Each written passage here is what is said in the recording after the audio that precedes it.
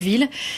Vous savez que vous écrivez plus vite qu'on ne lit, et à force on va finir par avoir des livres de retard, hein.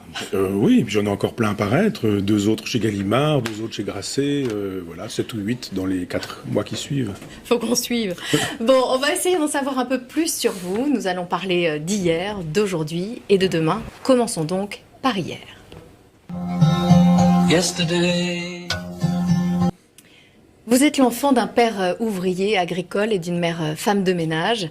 Petit, en Normandie, embusqué derrière une haie, vous souffriez de ne pouvoir soulager votre père au dos brisé par le travail des champs.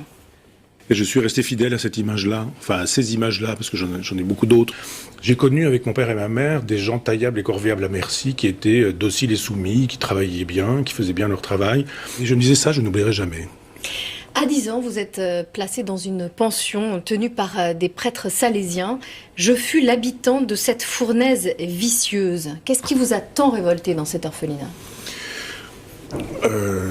L'injustice. Et je pense que si on veut comprendre qui je suis et comment je fonctionne, c'est la question de la justice qui se trouve vraiment centrale. Parce que j'y ai subi des punitions collectives. D'abord, il y avait quelques prêtres pédophiles, pas tous, mais quelques-uns.